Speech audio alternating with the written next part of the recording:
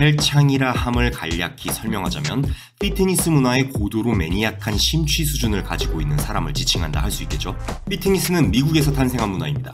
때문에 우리는 피트니스의 단편적인 역사를 먼저 다뤄볼 필요가 있어요. 자, 지금부터 영상 바로 진행해 보겠습니다. 그러니까 어디 가지 마시고 Stay here. I'll be back. 아놀드 슈워제네거를 모르시는 분은 아마 없을 거예요. 아놀드는 전 세계적 인지도를 가진 헐리우드 스타죠. 그런데 그의 전성기가 언제부터 시작됐는지 혹시 아시나요? 바디빌딩 커리어로만 보자면 아놀드는 1970년도에 그걸 이미 완성했어요. 그런데 미스터 올림피아 챔피언 타이틀을 7번까지 가져봤음에도 아놀드는 영화배우라는 더 큰 꿈을 그리고 있었던 야심가였죠. 하지만 70년도에 그가 출연했던 영화들은 빛을 못 봤습니다. 그가 훌륭한 바디빌더이긴 하였지만 그 당시 다수 대중들의 눈에는 그저 신기할 정도로 우람하긴 하지만 현실과는 동떨어진 기인 정도로 비춰졌어요. I set up table. 오스트리아인으로서 영어 발음이 상당히 안 좋기도 했고요. 영화배우로서 이렇다 할 커리어를 만들지는 못했지만 그는 근육질의 몸을 유지, 10년을 존버하며 조연과 단역들을 거듭하고 끊임없이 헐리우드의 문을 두드렸습니다. 자, 그리고 1980년대가 왔습니다. 1980년대 미국은 피트니스 붐이 정말 미친 수준이었어요. 1970년대까지는 운동이라는 행위가 전문 운동선수나 군인 혹은 경찰 등 일부 직업군들에 제한된 것이라는 인식이 강했거든요. 하지만 일반 사람들도 운동을 통해 건강을 유지하고 쾌적한 삶을 살 수 있음을 몸으로써 대변하게 되는 피트니스 문화가 정착을 넘어 폭발적으로 성장하기 시작했습니다. 1981년 11월의 타임지 커버가 그것을 단적으로 보여주고 있죠. 수많은 사람들이 짐으로 향했는데요.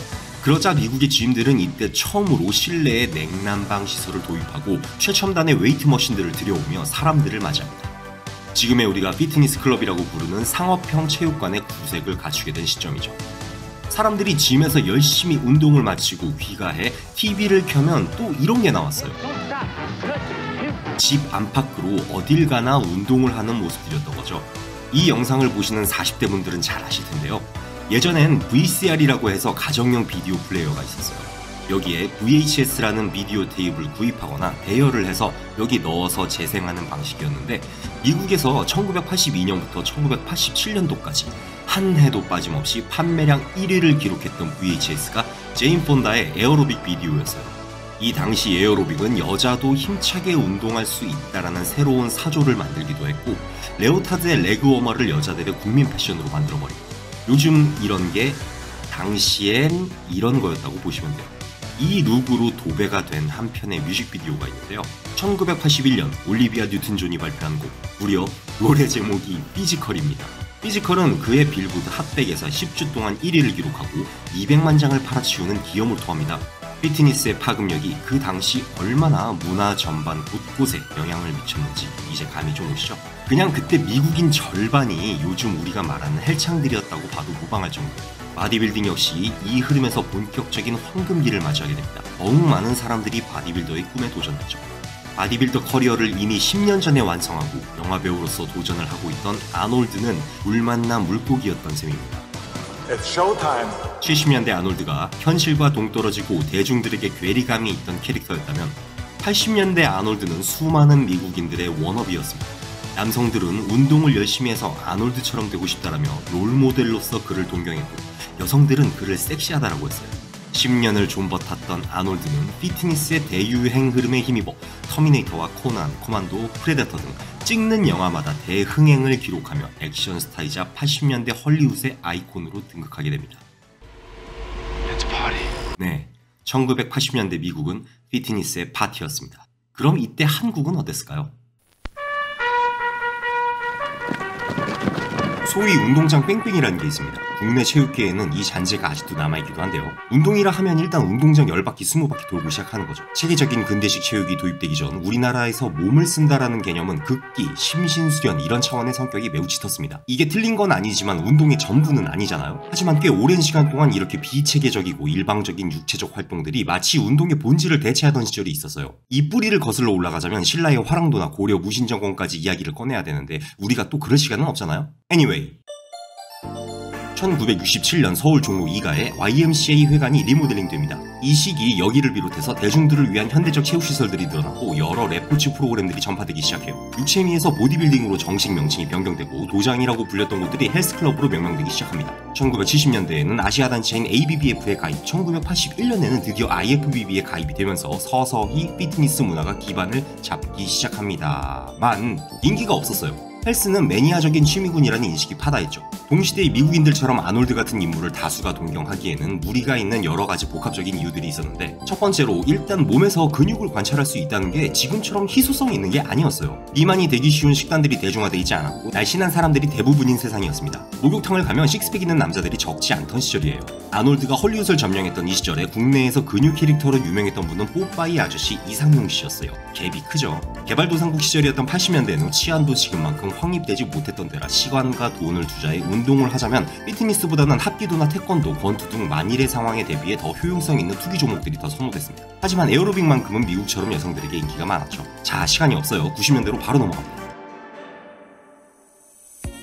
먹거리가 늘어나면서 비만 인구가 급속도로 늘어난 시기예요. 외식 프랜차이즈들이 대거 수입됐고 맞벌이 부부들이 늘어나면서 특히나 소아 청소년 비만 사례들이 많아집니다. 그만큼 이제 일상에서 운동을 해야 한다는 사회적 분위기가 슬슬 조성이 되죠. 아침 TV 프로그램에는 매일 짧게나마 유명인이 진행하는 에어로빅 코너가 있었습니다. 사실 이때 피트니스라는 단어보다도 더 대중적으로 유행했던 말이 다이어트였어요. 근육을 만들기보다도 다이어트와 체중 관리의 목적으로서 운동을 하려는 사람들이 대부분이었죠. 이때 한국의 피트니스 문화는 작게나마 약진을 갔는데요. 유명 머슬 매거진이 번역판으로 창간되고요. 바디빌딩 지도자 양성을 위한 아카데미도 개설됩니다. 90년대 하면 또 빼놓을 수가 없는 게 강남의 오렌지족이라고 유학 다녀온 부유층 젊은이들이 당시 최고 화풀인 압구정동에서 활기를 쳤는데요.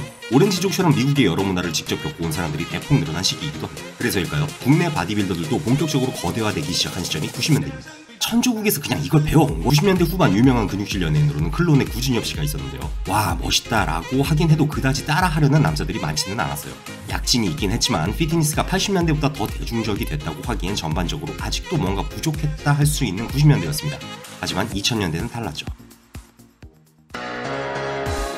최근 1인당 GNI가 20년 만에 대만에게 역전됐다는 뉴스 보셨나요? 국민 총소득이라고도 하는 GNI는 생산보다 소비의 측면에서 경제 규모를 측정하는 지표인데요. 2000년대는 한국의 1인당 GNI가 1만 달러를 돌파한 시점이었습니다. 이게 뭔 말이냐면 개개인의 생활 수준이 높아졌다는, 즉 살만해졌다는 거예요. 서울에만 있었던 명품 매장들이 지방 곳곳으로 진출하는 등 기존과 차별화된 고급 프리미엄 시장이라는 것이 본격적으로 확장됩니다. 피트니스 클럽 역시 마찬가지였어요. 아까 그 오렌지족들의 성지 압구정동에 캘리포니아 와우라는 거대 해외 프랜차이즈 피트니스 클럽이 2001년에 들어옵니다. 규모가 무려 2100평이었어요. 유명 연예인들이 여기 와서 운동을 하고 퍼스널 트레이닝을 받으면서 PT라는 말이 본격적으로 쓰이기 시작합니다. 그러면서 월 1000만 원을 버는 트레이너들도 나오기 시작했어요. 캘리포니아 1층 입구 쪽에 큰 기둥이 있었는데 여기에 시트지로 도배됐던 광고가 나이키 프로라인이었어요. 모델은 그 당시 전성기를 달리던 추성훈 씨였는데 와, 저 그때 이거 보고 색깔별로 2개 다 샀습니다. 마치 80년도 여성들의 레오타드나 레그워머처럼 남자들에게 의지 이상으로 운동 욕구를 자극하는 상품들이 히트를 치기 시작했습니다. 자, 그러면 보충제 얘기를 또 안 할 수가 없죠. 2000년대 하면 IT 산업의 성장기라고 해도 과언이 아니죠. 인터넷의 상용화와 더불어 여러 직구 사이트들이 나타나는데 해외 보충제 직구 사이트들이 이때 처음 나타나면서 남자들이 착각을 하기 시작하죠. 아, 내가 저 보충제를 먹으면 이런 몸이 되겠구나. 저를 포함해서 불티나게 사댔습니다. 운동에 대한 학습과 의지 말고도 상품의 구입으로서 동기부여를 강하게 갖는다는 것이 조금 우픈 얘기이기도 하지만 이렇게 입문해서 결국 전문가가 된 사람들이 생겨나고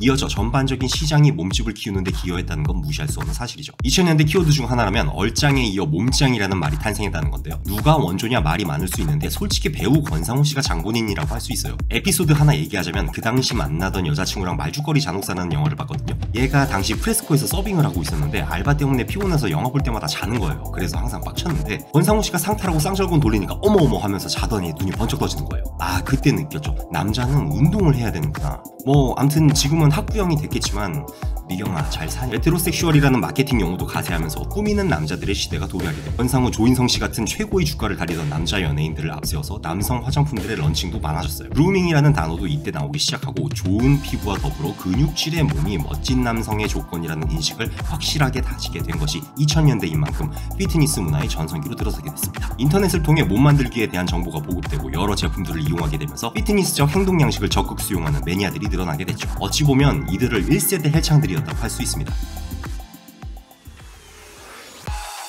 자, 그리고 SNS가 나타나는 2010년도가 되면서 피트니스 산업의 성격 자체가 달라지게 되는데요. 피트니스란 몸을 주체로 실행하는 것이 사실이지만 정보라는 중요한 요소를 가지고 있습니다. 모바일과 SNS의 대중화는 잡지나 관련 커뮤니티 속에서 통용되던 피트니스 정보와 이미지들을 더 많은 사람들에게 더 신속히 무상으로 제공하게 됩니다. AI 알고리즘이 정보와 광고들을 더 노출시킬수록 피트니스 피플들은 늘어만 갔고, 잘 가꾼 몸은 이제 개인 만족을 넘어 불특정 다수 타인들에게 인정을 받아가며 비즈니스로도 손쉽게 이어질 수 있는 큰 경쟁력이 됐습니다. 가치가 늘어난 만큼 몸 만들기에 신경 쓰는 비중도 일상에서 더 늘어나며 하나의 독특한 라이프 스타일로 자리를 잡아가게 된 것 같습니다. 이렇게 헬창을 자처하는 사람들이 점점 늘어나게 된 거죠. 어느덧 2023년이 됐네요. 작금까지 피트니스 문화가 성장하고 헬창들이 늘어나는 데 있어 좋지 않은 일들도 많았습니다. 첫 번째는 역시 약물 남용이죠. 더 크고 더 빠르게 몸을 만들 수 있다는 유혹에 아나볼릭 스테로이드 등 불법 약물과 관련된 사고는 심심치 않게 목격이 되고 있습니다. 장기적인 관점에서 오히려 몸을 망치는 약물 오남용은 안타깝게도 그 사례가 늘어만 가고 있는 상황이죠. 두 번째로는 소비자를 기만하는 허위 광고의 상품들이 갈수록 많아지고 있다는 것입니다. 식품의약안전청은 피트니스와 다이어트 관련 허위 과대 광고로 소비자들을 현혹시키는 상품들을 매해 적발하고 있는데요.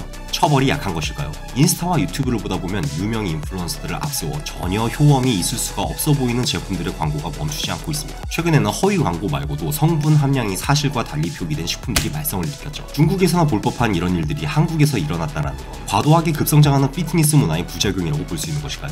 중국 얘기가 나와서 말인데요. 중국의 인구가 14억 명으로 한국 인구보다 압도적으로 더 많지만 인구 대비 피트니스 클럽의 수는 우리나라가 아시아 1위입니다. 이거 정말 놀랍지 않나요? 국내 피트니스 시장 규모는 팬데믹 이후 더욱 성장돼 현재 2조 원 이상으로 추산되고 있는데요. 외식 산업 시장 규모는 그의 100배인 200조 원. 이러한 양상으로 볼 때 피트니스 시장과 문화는 앞으로 더욱 발전하며 지금과는 또 다른 진화된 모습을 갖게 될 것 같은데요. 헬창들 역시 넥스트 제너레이션이 나타나게 되겠죠. 과연 그 모습은 어떤 모습일까요? 또 지난 과거의 패턴들을 돌아보면 우리가 미리 생각해야 할 점들은 어떤 것들이 있을까요? 여러분들의 의견 댓글로 남겨주세요. 바디 알킴이었습니다. 시청해주셔서 감사합니다.